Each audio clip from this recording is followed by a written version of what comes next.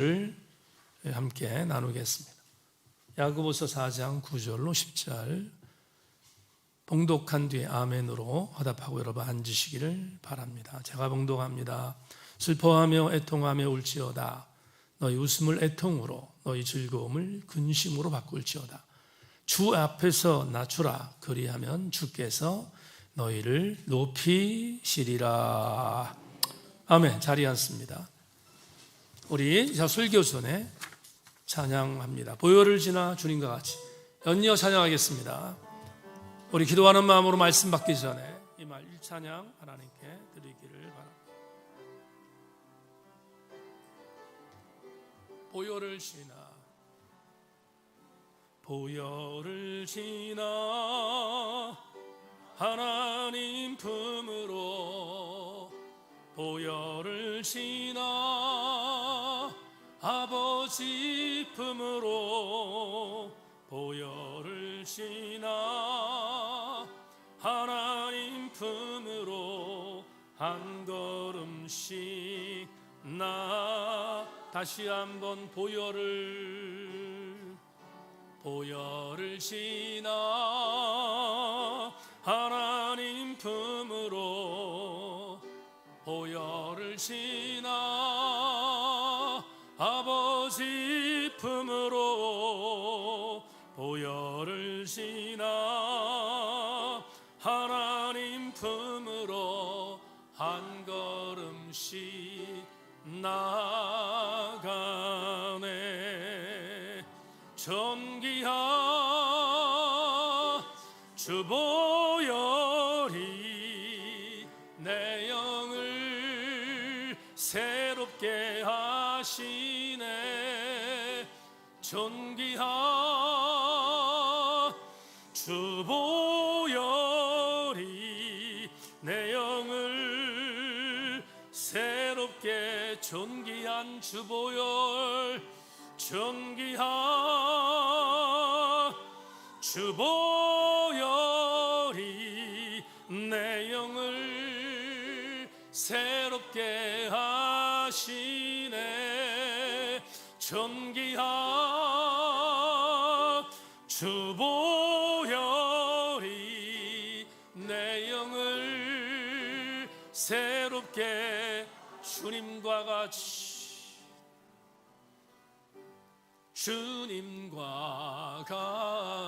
같이 내 마음 만지는 분은 없네. 오랜 세월 찾아 난 알았네. 내겐 주밖에 없. 다시 한번 고백합니다.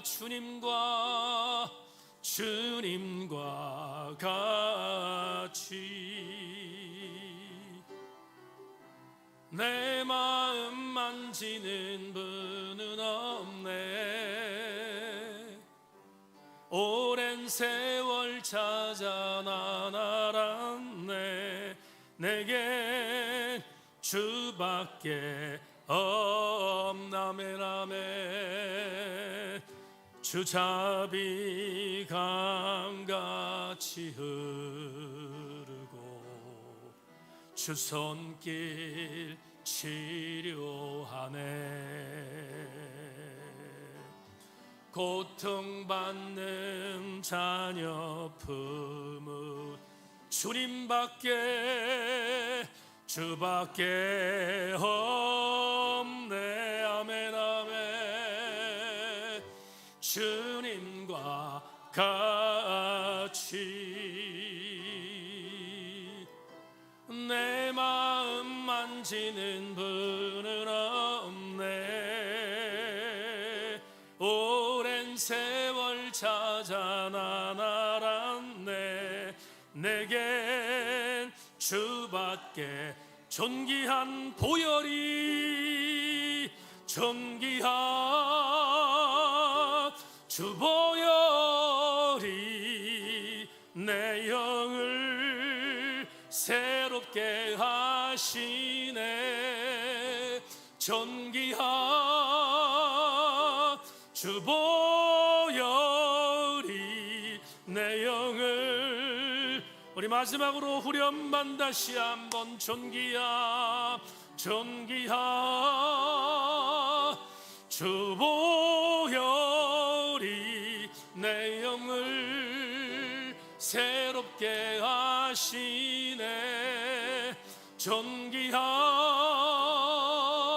주 보혈이 내 영을 새롭게 머리 숙입니다. 한번 기도하고 말씀 나눕니다. 다른 기도하지 말고 하나님 보혈이 나를 씻어주셔서 말씀의 은혜 받게 하여 주옵소서. 오늘 예배 나왔는데 내가 갖고 온 모든 문제들이 치유받게 하여 주옵소서. 말씀의 능력이 임하게 하여 주옵소서. 우리 주님 한번 부르고 기도합니다. 주여!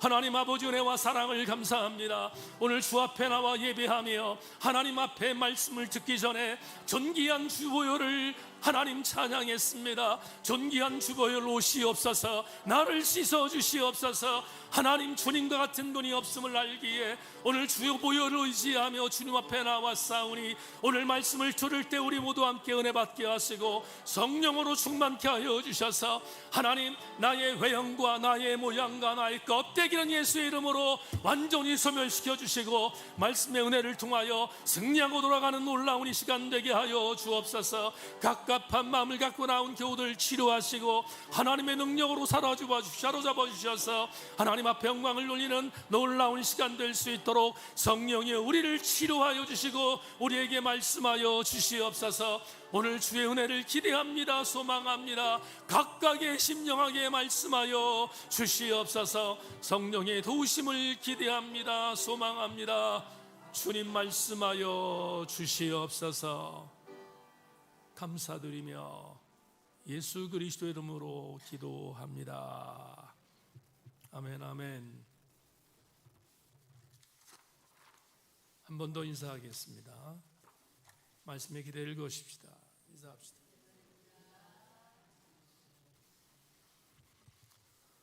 맞서려면이라는 제목 가지고 오늘 세 번째 말씀의 은혜를 나누겠습니다. 은혜의 시간 되기를 소망합니다. 말씀을 좀 요약해야 될 것 같아서 본문에 있는 원고 전체는 홈페이지에 올라오져 있으니까 참고하셔서 함께 깊이 성찰해 주시기를 부탁드립니다. 지난주간 기도원에 올라가서 여러분 기도해 주셔서 주님과 깊이 함께 교제하고 돌아왔습니다. 다시 한번 기도해 주신 우리 교우들에게 감사드립니다. 화요일 날 원주에 있는 태장교회에서 사역을 하나 맡아서 진행을 해야 되는데 우리 교우들에게 여러 차례 소개했던 히브리 대학의 유발 하라리 교수의 책을 갖고 나눠야 할 메시지가 있어서 기도원에 가지고 올라가서 거의 한 10여 년 돼가는 것 같습니다. 한 7, 8년 된 것 같은데 읽었던 유발 하라리의 정말 센세이션했던 책들을 다시 한번 복기하고 강의 준비에 대한 부분들을 첨가했습니다. 전체를 다 말씀드릴 수는 없지만 유발 하라리 교수가 지금부터 한 50년 후 혹은 100년 후 어림잡아서 2050년과 2100년이 되면 인간이 완전히 죽음을 극복하고 신의 자리에 올라설 것이다 라고 예언했습니다. 그냥 무작위로 무대뽀로 예언한 것이 아니라 여러 가지 과학적인 데이터를 근거로 삼아서 그렇게 주장하고 있습니다. 그리고 이런 상황이 되면 우리를 학명으로 얘기해서 호모사피엔스라고 하는데 우리 일반적인 호모사피엔스는 사라진다 이렇게 예언합니다. 2100년, 그렇게 먼 시간이 아닌데 우리 인간의 호모사피엔스라는 인간은 멸종하고 여러분 잘 아시는 사이보그와 같은 생명과학과 또 인공지능이 복합된 인간과 결합된 괴물과 같은 인간이 탄생하게 되는데, 그 탄생된 인간은 인간을 완전히 지배하는 시대가 된다라고 정말 충격적인 그런 보고를 내놓고 있습니다. 그런데 이 유발 하라리는 아주 대단히 지독한 무신론자인데, 그가 이렇게 쓴 책에 맨 마지막에 사족을 하나 달았습니다. 이 사족을 여러분 제가 읽겠는데 무슨 의미인지를 설명도 하겠으니까 집중해서 잘 따라와 주기를 바랍니다. 우리는 어디로 가고 있는지 아무도 모른다. 과거 어느 때보다 강력한 힘을 떨치고 있지만 이 힘으로 무엇을 할 것인가에 관해서는 생각이 거의 없다. 이보다 더 나쁜 건 인류가 과거 어느 때보다 더 무책임하다는 점이다. 우리는 친구라고는 물리법칙밖에 없는 상태로 스스로를 의로 만들면서 아무에게도 책임을 느끼지 않는다. 그 결과 친구인 동물들과 주위 생태계를 황폐하게 만든다. 오로지 자신의 안락함과 즐거움 외에는 추구하는 것이 거의 없지만 그럼에도 결코 만족하지 못한다. 스스로 무엇을 원하는지도 모르는 채 불만스러워하며 무책임한 신들, 이보다 더 위험한 존재가 또 있을까? 말씀드린 것처럼 유발 하라리는 무신론자입니다. 아주 지독한 무신론자인데, 그런데 그가 지금 우리와 같은 호모사피엔스는 사라지고 인공지능이 우리의 뇌 속에 칩을 집어넣어줘서 정말 기가 막힌 괴물이 탄생하는 시대를 앞두고 있는데, 그런데 이 책에서 맨 마지막에 유발 하라리가 도전한 이 말을 가슴에 담았습니다. 저는 유발 하라리가 생각하는 종교에 대한 접근에 대해서는 전혀 동의하지 않지만, 그럼에도 불구하고 마지막에 남긴 이 문장에 대해서 심각하게 생각해 보았습니다. 새롭게 등장할 신의 자리에 등극한 제3의 인간, 근데 그 인간이 저질러 놓았던 절망적인 부분에 있어서의 일체의 재앙에 대해서 누구도 책임지지 않는다. 한마디를 더하고 있는데, 그러니까 지금부터 그런 엄청난 세상이 올 때를, 벌써 왔지만 올 때를 대비하여 우리는 그때를 준비하고 감각해야 한다라고 설명하는 이 내용에 대해서 많은 동의를 표했습니다. 동의를 표한 가장 중요한 것은 유발 하라리 교수가 생각한 감각함입니다. 감각함이라는 것은 깨닫는다는 의미이기 때문입니다. 깨닫는다는 것은 희망이 있다는 말이고, 감각한다는 것은 방법을 찾을 수 있다는 의미일 것입니다. 문제는 그 감각과 그 깨달음을 생각하지 않는 절망입니다. 오늘 저는 본문을 통해서 3주 동안 살펴보는 세속적인 신과 맞설 수 있는, 세상적인 정욕과 맞설 수 있는 마지막 부분을 여러분과 나누려고 합니다. 지난 2주 동안 4가지를 말씀을 드렸습니다. 세속의 신과 세속적인 정욕과 맞서려면 첫째, 겸손해야 되고, 둘째, 내 삶을 주님께 의탁해야 되고, 셋째, 하나님께 더 가까이 나아가며, 넷째, 그러려면 성결한 삶을 살아야 되는데 이 세대를 본받지 말아야 함을 역설했습니다. 다 같이 아멘.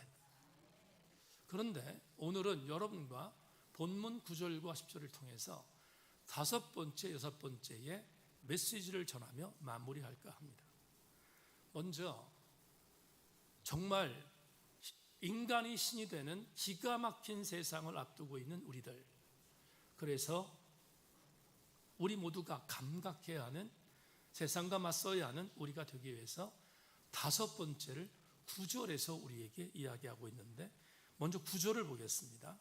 읽겠습니다. 슬퍼하며 애통하며 울지어다. 너희 웃음을 애통으로, 너희 즐거움을 근심으로 바꿀지어다. 여러분, 이 9절을 보면서 다섯 번째로 여러분에게 메시지를 선포합니다. 세상과 맞서기 위해서는 영적으로 감각하라 입니다. 영적으로 감각하라. 지금 9절에서 읽었는데 야고보 기자의 이 문장은 대단히 우울합니다. 왜냐하면 슬퍼하고 애통하라고 말합니다. 지금 울지 않는 자들을 향해서 울어라 이렇게 말하고 있잖아요. 뿐만 아니라 너희가 지금 웃고 있는데 그 웃음도 거두어라 이렇게 말합니다. 여러분, 문장 자체는 대단히 우울합니다. 그러면 야고보 기자는 왜 우울한 메시지를 9절에서 말하고 있는가? 조금 전에 말씀드린 건데요, 이런 겁니다. 세상과 벗하고 있으면서도 불구하고 그 자체를 감각하지 못하는 너희들이여, 울어라. 그리고 근심으로 마음을 바꾸어라. 이 말을 다른 말로 표현합니다. 감각하라는 거죠. 깨달으라는 말입니다. 깨닫고 감각하는 방향으로 모양새를 바꾸어라. 이렇게 우리에게 9절에서 권면하고 있습니다. 여러분 잘 아는 누가복음 15장의 돌아온 탕자 이야기의 한 구절만 소개합니다. 그 둘째가 아버지에게 말하되, 아버지여, 세상 중에서 내게 돌아올 본것을 내게 주소서 하는지라. 아버지가 그 살림을 각각 나누어 주었더니 그 며칠이 안 되어 둘째 아들이 재물을 다 모아가지고 먼 나라에 가 거기서 허랑방탕하여 그 재산을 낭비하더니 다 없애놓어 그 나라에 크게 흉년이 들어 그가 비로소 궁핍한지라. 가서 그 나라 백성 중 한 사람에게 붙여 사니 그가 그를 들로 보내어 돼지를 치게 하였는데 그가 돼지 먹는 주엄 열매로 배를 채우고자 하되 주는 자가 없는지라. 주목하십시다. 우리는 누가복음 15장에 등장하는 돌아온 탕자의 메시지를 너무 잘 압니다. 질문해 보겠습니다. 돌아온 탕자의 비극이 뭐였습니까? 아버지의 집을 떠났다. 그것도 비극일 수 있습니다. 둘째의 몫을 달라고 요구한 불효도 비극일 수 있습니다. 그런데 이 지금 읽어드린 이 본문에서 우리가 찾을 수 있는 중요한 교훈이 하나 있습니다. 둘째 아들의 최고의 비극은 그가 지금 자기가 하고 있는 일을 감각하지 못한 겁니다. 돈이 많습니다. 떵떵거립니다. 수많은 친구들이 있습니다. 그런데 둘째 아들은 그게 사라질 것에 대한 감각을 못했습니다. 언제 감각하게 됐는가? 다 허랑방탕한 이후 돼지 주엄나무 열매를 먹기 위하여 돼지 우릿간에 들어가서 그 열매를 먹으려고 하는데 주는 자가 없는 것을 알고 난 뒤에 감각했습니다. 돌아온 탕자의 가장 큰 비극은 뭐냐 하면 느끼지 못하고 깨닫지 못했다는 겁니다. 역으로 말합시다. 성도에게 있어서 가장 큰 복이 뭘까? 굉장히 많겠지만 감각하는 겁니다. 깨닫는 것입니다. 그것보다 성도에게 주어진 큰 복은 없습니다. 여러분 시편 22편 어디서 많이 들어본 구절이 나오죠? 시편 22편 1절을 소개합니다. 내 하나님이여, 내 하나님이여, 어찌 나를 버리셨나이까? 어찌 나를 멀리하여 돕지 아니하시오며 내 신음소리를 듣지 아니하시나이까? 엘리 엘리 라마 사박다니를 외쳤던 주님의 그 메시지가 아람어로 엘리 엘리 라바 사박다니라는 말을 우리나라 말로 번역하면 내 하나님이여, 내 하나님이 어찌 나를 버리셨습니까? 라는 뜻입니다. 예수님이 인용하셨던 시편 기자의 이 인용 구절을 보면서 이 시인에게 주어진 복이 뭘까요? 답답합니다. 하나님 나를 버린 것 같습니다. 하나님이 나를 지금 외면한 것 같습니다. 지금 주님 앞에 토로하고 있는 이 시인은 깨닫고 있는 거잖아요. 감각하고 있다고요. 영적으로 본인 스스로가 침체되고 있다는 사실에 대하여 깨닫고 있어요. 이게 얼마나 큰 복인지 시인을 통해서 알게 됩니다. 기도원에서 5일 동안 머물렀습니다. 장로님들이 새벽 예배를 인도해 주셔서 감사합니다. 혹여나 장로님들에게 교제를 갖고 사역을 하라고 했기 때문에 5일 동안에 성서 텍스트에 대한 부분에 갈급함이 있는 교우들이 있을 줄 알고 저도 똑같이 기도처에서 여러분이 새벽에 봤던 그 성서 텍스트를 갖고 저도 큐티했습니다. 목요일 날 시편 78편 1절로 8절을 여러분이 새벽에 보셨습니다. 저도 봤습니다. 1절부터 4절을 읽어드리겠습니다. 그날 새벽에 봤던 시편 78편 1절로 4절을 읽어드리겠습니다. 주목하십시오. 내 백성이여 내 율법을 들으며 내 입의 말에 귀를 기울일지어다. 내가 입을 열어 비유로 말하며 예로부터 감추어졌던 것을 드러내려 하니 이는 우리가 들어서 아는 바요 우리의 조상들이 우리에게 전한 바라. 우리가 이를 그들의 자손에게 숨기지 아니하고 여호와의 영예와 그의 능력과 그가 행하신 기이한 사적을 후대에 전하리로다. 여러분, 제가 여러분이 새벽에 봤던 이 구절을 제 묵상 노트에 그리고 설교를 이 묵상 내용을 홈페이지에 올려놨는데 읽어보시길 부탁하고요. 간단히 요약합니다. 시인이 절규한 절규가 뭐냐 이겁니다. 하나님, 이 시편 78편이 아삽의 시니까 아삽은 다윗 시대의 성가대장이었습니다. 그는 선조들이 말했던 출애굽부터 시작해서 광야 40년 그리고 사울을 거쳐서 오는 고대 이스라엘 왕국에 대한 불신앙 이런 것들을 전부 다 알았습니다. 들었습니다. 지금 다윗 시대에 살고 있습니다. 그럼에도 불구하고 하나님이 주셨던 여러 가지 은혜에 대해서 빗나간 이스라엘 신앙 공동체를 바라봅니다. 특별히 아삽이라는 이 사람의 시는 그 당시에 아삽이 말했던 것이긴 하지만 편집은 포로 시기였어요. 나라가 멸망했습니다. 유다가 완전히 멸망해서 바벨론에 끌려갔습니다. 이 기가 막힌 상황을 아삽의 시 안에 담고 있는 것인데요. 이런 내용이죠. 지금 회한을 갖고 있습니다. 회한을 갖고 그리고 반추합니다. 뭘 반추하냐면 이렇게 반추합니다. 하나님, 내 선조들에게 나의 선조들에게 우리 선조들이 행했던 삶의 내용을 들었습니다. 주목하십시다. 삶의 내용을 들었습니다. 그런데 그 삶의 내용 중에 불순종이 너무 많았습니다. 하나님은 이렇게 우리를 사랑했는데 우리 선조들이 배반했습니다. 그래서 배반 때문에 우리가 지금 이런 고난을 당했습니다. 들어서 잘못된 것을 알고 반면교사를 삼겠습니다.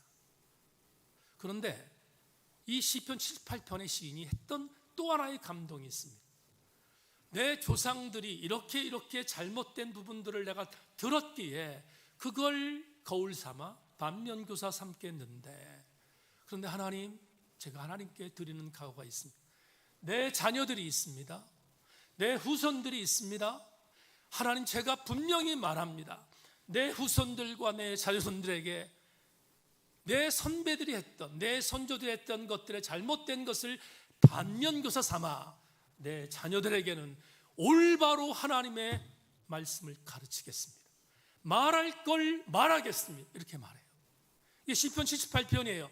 내 자녀들에게 말할 것을 말할 수 있도록 최선을 다하겠습니다.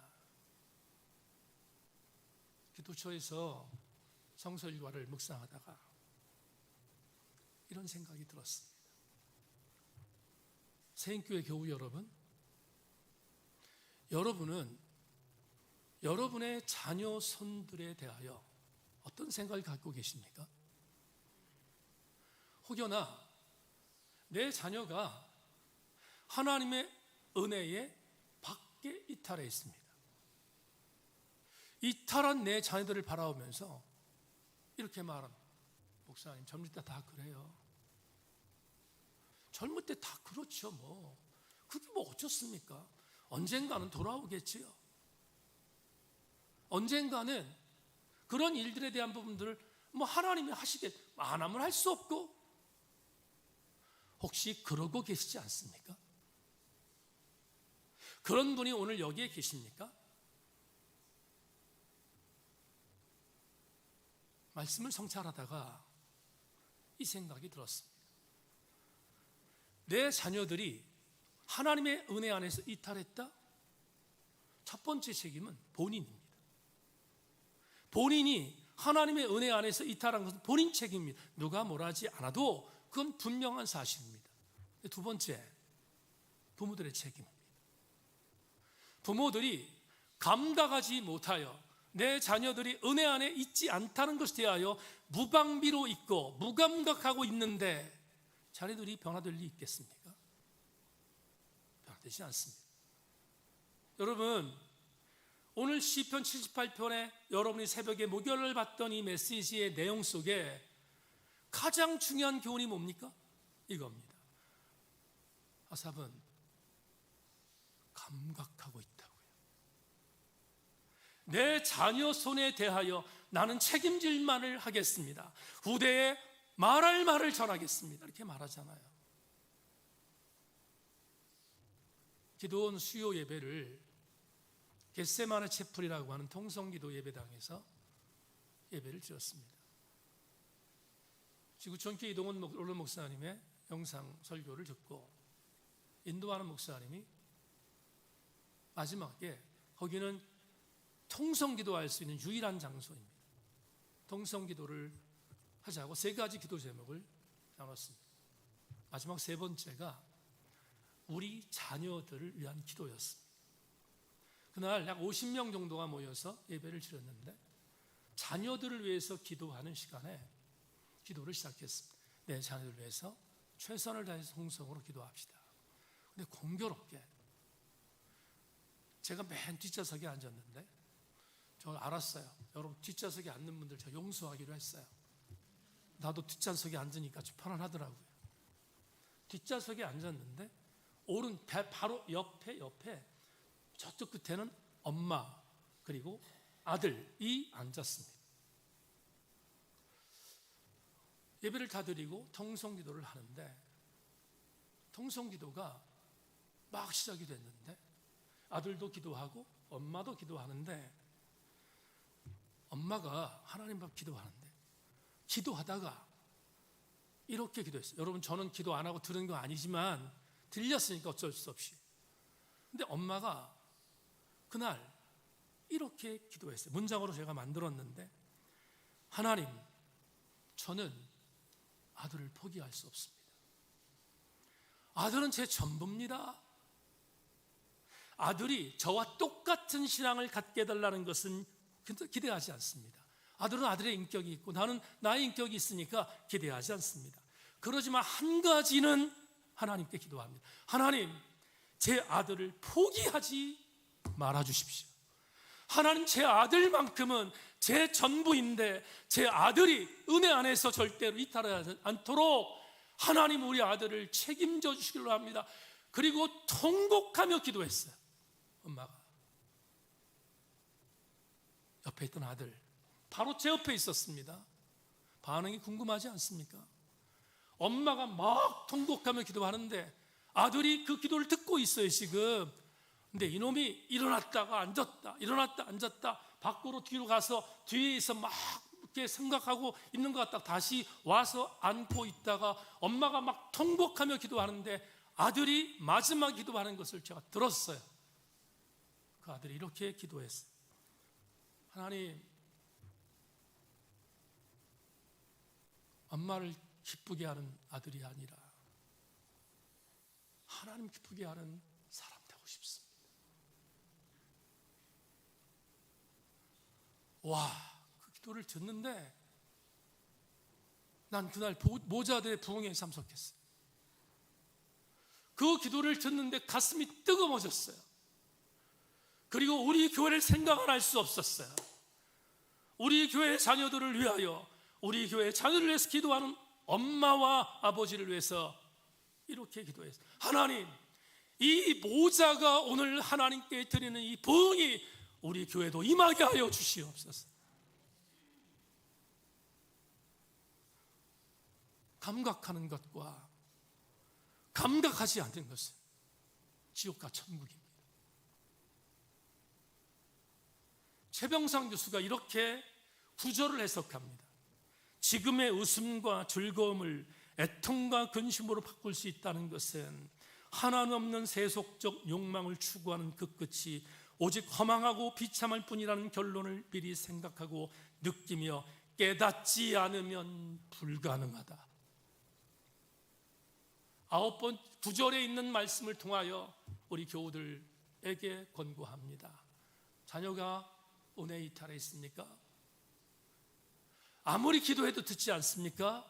포기하지 마십시오. 그리고 감각하십시오. 깨닫고 하나님께 기도하세요. 그래야 맞설 수 있습니다. 우리 세인교회의 자녀들을 위한 부흥이 부모들의 깨달음을 통하 일어나기를 주의 이름으로 축원합니다. 마지막 6번째가 있습니다. 오늘 10절의 메시지에 있습니다. 10절을 보겠습니다. 주 앞에서 낮추라. 그리하면 주께서 너희를 높이시리라. 10절 다시 한번 읽겠습니다. 주 앞에서 낮추라.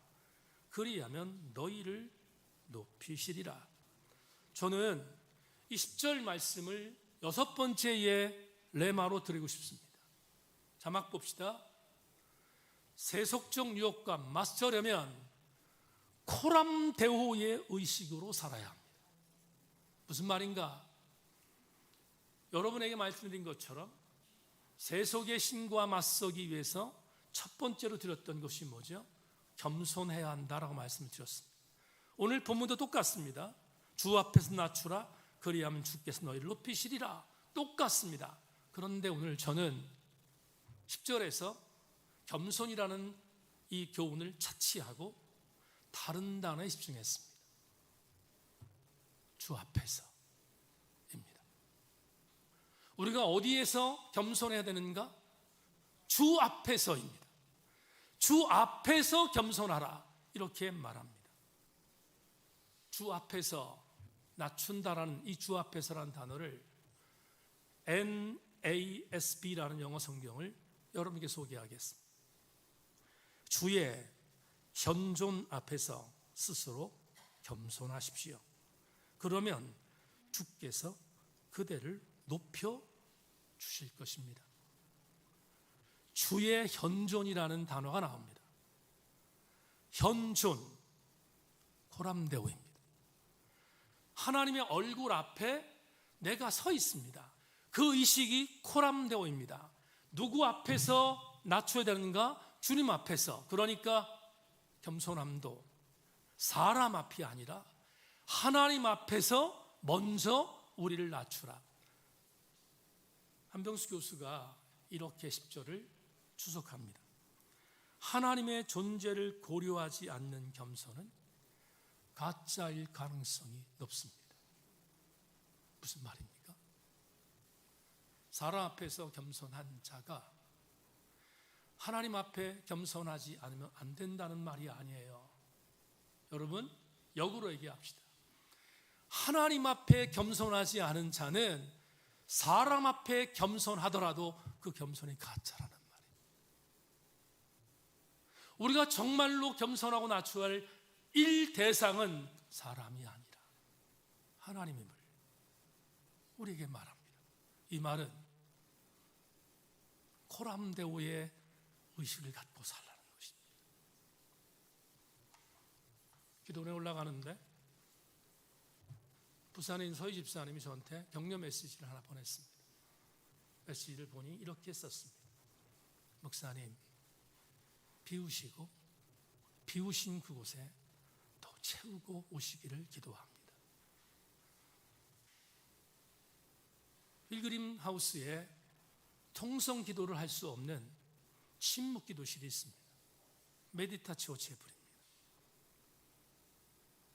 메디타치오 채플에 들어갔습니다. 맨 앞에서 한 자매가 거긴 소리 내면 안 됩니다. 흐느끼고 있었습니다. 들어가서 엎드렸습니다.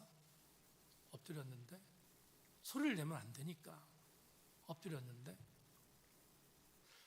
저에게 후반기 사역에 대한 여러 가지의 어떤 그런 폭풍들이 몰려왔습니다. 부교육자도 부재, 사무간서도 다시 채용해야 할 상황 등등 굉장히 제게 많은 먹구름이 몰려오는 느낌이 들었습니다.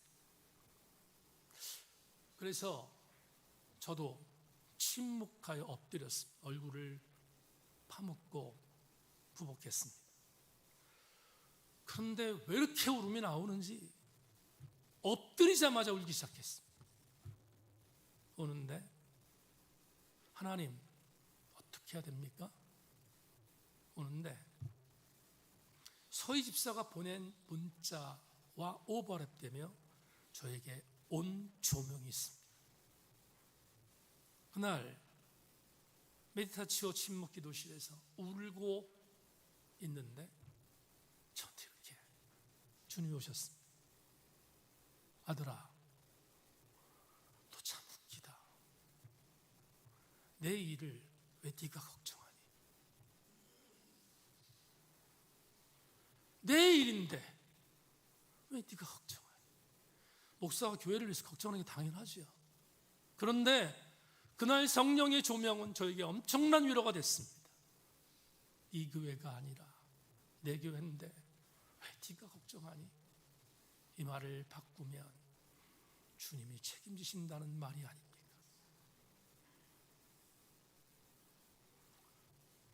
주님 앞에 엎드리면, 주의 면전 앞에 엎드리면 주님이 책임지십니다. 여러분, 상투적인 메시지로 받지 마십시오. 주님 앞에 엎드리면, 주님의 얼굴 앞에, 면전 앞에 엎드리면 주님이 책임지십니다. 저는 그렇게 후반기를 사역할 것입니다. 그렇지, 주님의 것입니다. 놀라우신 주의 은혜를 우리 세인교회가 후반기에 더 많이 경험하는 놀라운 복이 임하기를 주의 이름으로 축원합니다. 다시 한번 하나님 앞에 말씀 생각하며 보혈을 지나 수요일 날 통성기도실에서 아들과 엄마와 저와 모여있는 50명의 성도들이 이 찬양을 불렀습니다. 통곡의 장으로 이 찬양을 불렀는데 오늘 그 감동이 새로워 이 찬송을 여러분과 함께 다시 부르기를 보혈을 지나 찬양하겠습니다.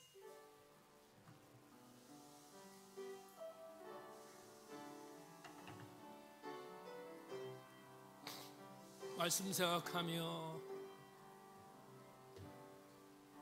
보혈을 지나 하나님 품으로 보혈을 지나 아버지 품으로 보혈을 지나 하나님 품으로 한 걸음씩 나 다시 한번 보혈을 지나 보혈을 지나 하나님 품으로 보혈을 지나 아버지 품으로 보혈을 지나 하나님 품으로 한 걸음씩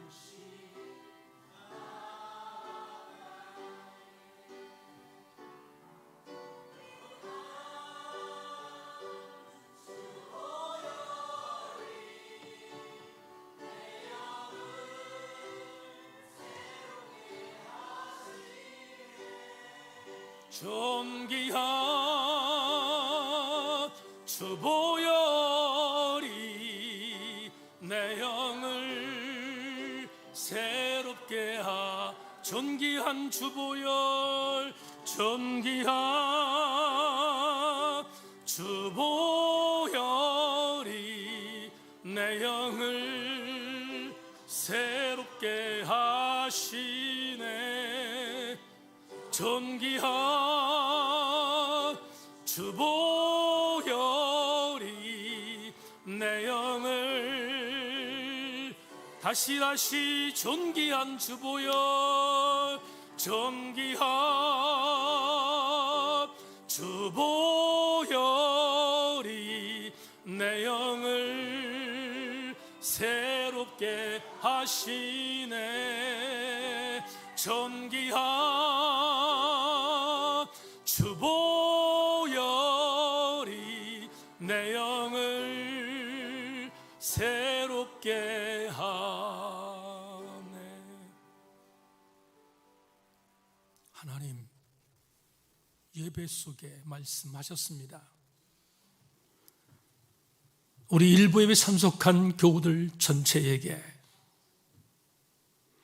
선포된 말씀을 가슴 심장에 받아 우리의 삶 현장 안에서 우리를 무너뜨리는 세속의 공격과 맞서는 마하나임 하나님의 군사들 되게 하여 주시옵소서. 내일을 왜 네가 걱정하는가? 주님 종에게 주셨던 조명입니다. 하나님의 교회 주님이 책임지실 줄로 믿고 사랑하는 성도들의 자녀들도 주님이 인치실 줄로 믿고 우리 모든 교우들 주보혈 의지하게 하여 주옵소서. 오늘 예배를 마치고 돌아갑니다. 심장이 뜨거운 가운데 한 주간을 살아내게 하시고 하나님의 능력으로 넉넉히 살아내는 하나님 거룩한 권속들 되게 하여 주옵소서. 드린 예물 드렸습니다. 성도들 범사가 결코 어렵지 않도록 주여 성도들의 범사도 책임져 주시옵소서. 지금은 주 예수 그리스도의 은혜와 하늘 아버지의 흑진하신 사랑과 성령님의 감동 감화하심의 은혜가 주님 오늘 말씀하신 5번째, 6번째 레마를 가슴에 담겠습니다. 승리하고 돌아오겠습니다. 결심하며 파송되는 우리 모든 교우들 머리머리 위에 지금부터 영원토록 함께 계시옵기를 간절히 축원하옵나이다. 아멘 아멘. 감사합니다.